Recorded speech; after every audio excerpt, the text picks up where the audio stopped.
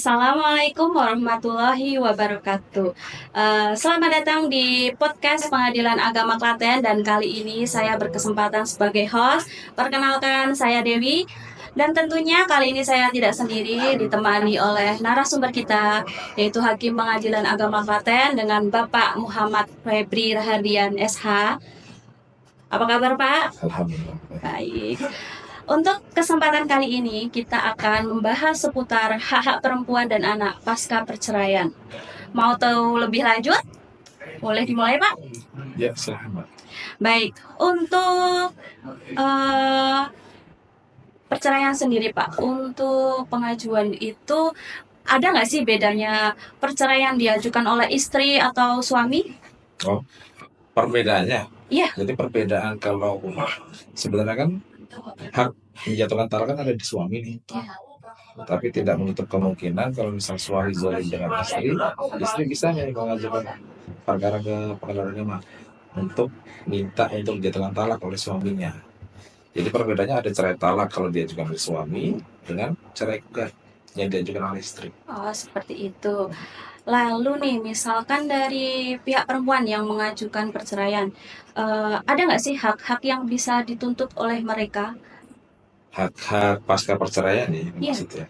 Jadi kalau misal istri mengajukan cerai gugat itu kan sebenarnya sama aja tetap suami yang dijatuhkan talak karena hak talak kan ada di suami. Tapi kalau istri yang mengajukan, jadi hak suami untuk dijatuhkan talak ini diambil alih oleh negara dalam hal ini pengadilan. Jadi kalau misal ada suami zalim ke istri, jadi yang berkembang di kalangan masyarakat sekarang itu kan yang berhak menjatuhkan talak suami, bukan orang lain. Jadi kalau istri mengajukan perkara ke pengadilan itu dianggap tidak punya hak. Padahal yang dimaksud cerai gugat di pengadilan itu yang menjatuhkan bukan istri yang talak ke suami, tapi pengadilan mengambil alih hak talak dari suami untuk menjatuhkan talak ke istrinya. Nah, kalau hak-haknya sendiri di situ ada nafkah madiah, nafkah idah, mut'ah. Kalau untuk istri itu atau ini mahar terutang. Oh, seperti itu. Lalu ada nggak sih Pak batasan nominal berapa gitu yang berhak dituntut oleh istri? Kalau yang dituntut biasanya gini sih Mbak, kalau untuk tuntutannya kita tidak bisa membatasi nih. Kalau pihaknya mau diminta sebanyak apapun tetap silahkan. Tapi untuk putusan nanti ya majelis hakim nanti menentukan untuk nominalnya. Tapi biasanya disesuaikan dengan kemampuan atau biaya hidup di mana istri ini tinggal. Oh, seperti itu. Lalu misalkan ini Pak kan sudah diputus nih sama hakim. Kalau suami keberatan untuk memenuhi putusan itu, ada nggak sih cara atau langkah yang bisa kita tempuh untuk memperjuangkan hak-hak itu? Kalau misalnya begini Mbak, kita bicara dengan cerai gugat tadi ya, cerai yang diajukan oleh istri. Jadi kalau sudah masuk ke dalam putusan, ditetapkan madiah, di sini madiah nafkah terutang ya maksudnya ya, nafkah idah dan mut'ah, itu nanti muncul ada amar putusan yang memerintahkan menghukum si suami ini untuk membayar hak si istri ini sebelum mengambil akte cerai. Nah, jadi kalau misal hak-haknya ini tidak terpenuhi oleh suaminya, maka si suami tidak bisa mengambil akte cerai di pengadilan. Oh begitu. Lalu untuk anak sendiri Pak, ini kan juga ada hak untuk anak ya. Setelah bercerai itu beban nafkah anak untuk siapa? Dibebankan kepada siapa? Suami atau istri? Kalau berdasarkan undang-undang, nafkah seorang anak ini ditanggung utamanya oleh bapaknya. Ya. Tapi tidak menutup kemungkinan juga ada beberapa kondisi yang mengharuskan tidak harus cuma seorang bapak yang mengambil nafkah, tapi sang ibu pun juga punya kewajiban yang sama.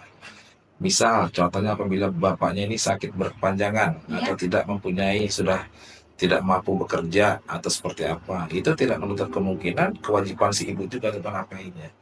Oh begitu. Lalu untuk batasan usia sendiri Pak, kalau untuk anak dianggap masih jadi beban ayah atau ibunya itu batasan umur berapa untuk mendapatkan nafkah itu? Kalau batasan umur anak biasanya sampai umur 21 tahun atau sudah menikah biasanya. Oh, 21 tahun atau sudah menikah ya. Berarti selepas itu mereka nggak bisa nuntut nafkah-nafkahnya gitu ya Pak ya? Iya. Oh seperti itu. Lalu untuk nafkah-nafkah sendiri itu Pak yang berhak didapatkan oleh anak, itu apa aja Pak nafkahnya? Kalau kita bicara di dalam hak si anak ya, Ya. jadi kalau kita mengatakan nafkah anak itu nafkah murni nih, itu buat kebutuhan si anak terkait dengan seperti janjinya dia, seperti beli jajan, makanan dia segala macam. Di luar itu ada juga hak pendidikan si anak, pendidikan, kesehatan. Makanya biasanya di dalam amar putusan itu disebutkan nafkah anak nominal sekian di luar biaya pendidikan dan kesehatan. Oh begitu ya, berarti emang untuk nafkah anak sendiri itu sangat dijamin ya Pak ya. Iya. Lalu misalnya nih sang ayah kan nggak bisa memenuhi itu, ada nggak sih Pak upaya yang bisa dituntut istri untuk lewat jalur hukum atau gimana untuk memenuhi hak-hak yang belum bisa dipenuhi itu? Oke. Yang kalau saya lihat di wilayah Klaten ini ya, di kalangan masyarakat umum itu masih ya sudah oke lah dapat nafkah si anak ini. Tapi nanti kalau misal beberapa bulan ke depan suami tidak membayar, kemana larinya? Mereka pada bingung di situ dan mereka pasti lari ke pengadilan. Nanyanya seperti apa? Sebenarnya begini, Mbak. Makanya kenapa berkali-kali kalau kami di persidangan itu mengarahkan untuk para pihak ini setelah putus ambil salinan putusannya. Jangan cuma kalau cerai sekedar atau cerai, tapi ambil salinan putusannya. Iya. Nah, nanti di situ berdasarkan salinan putusan kalau muncul pembayaran dan nafkah anak di situ yang ditanggung oleh suami, Iya. itu buat dijadikan pegangan oleh istri apabila di kemudian hari si suami ini tidak memenuhi kewajiban dia kepada si anak, itu bisa dilaporkan ke kepolisian berdasarkan laporan penelantaran anak. Baik, lalu untuk ini Pak, misal perkara itu sudah diputus dan dalam amar putusannya itu belum memuat hak-hak anak. Boleh nggak nih Pak seorang mantan istri menuntut hak anak yang belum dipenuhi itu? Oke. Maksudnya madiah anak lah ya, nafkah terutang anak. Misal orang tuanya sudah cerai, ternyata sudah pisah beberapa bulan atau beberapa tahun tidak pernah membayarkan nafkah anak, tapi belum ada di dalam putusan sebelumnya kan. Itu mantan istri bisa datang ke pengadilan agama mengajukan gugatan madiah anak atau nafkah terutang anak. Jadi nanti yang perlu dibuktikan benar tidak selama beberapa bulan yang dituntut itu tidak pernah sang ayah ini memberikan nafkah yang layak kepada anaknya. Itu bisa diajukan. Oh, seperti itu ya Pak ya. Lalu Pak untuk si mantan istri sendiri ini Pak, untuk mengajukan gugatan tersebut, caranya gimana sih untuk alat bukti yang bisa meyakinkan nih biar anak itu bisa mendapatkan haknya seperti apa? Oke, begini Mbak, sekalian saya jelaskan ya. Jadi untuk perkara nafkah yang terhutang, untuk terkait nafkah terhutang anak maupun istri ya, sebenarnya banyak yang salah kaprah nih pemahaman masyarakat, khususnya di beberapa kuasa hukum juga pemahamannya berbeda. Sebenarnya untuk nafkah yang terhutang ini ya, untuk dibebani pembebanan pembuktian itu sebenarnya yang merasa memberi nafkah, bukan yang menerima nafkah. Pengalaman kami maupun di Klaten maupun di ini ya di pengadilan sebelumnya, jadi beranggapan yang menuntut siapa itu yang membuktikan. Padahal terkait dengan nafkah yang terhutang itu yang merasa membayar yang membuktikan. Jadi istri datang aja silahkan. Yang perlu dibuktikan paling tidak penghasilan suami berapa, tahu enggak? Misalnya berapa. Jadi kita menentukan nominalnya bisa sesuai kemampuan. Selain itu kan juga kita menyesuaikan dengan biaya hidup di Klaten seperti apa, berapalah perlunya untuk kebutuhan anak dalam sebulan. Oh, seperti itu ya Pak ya.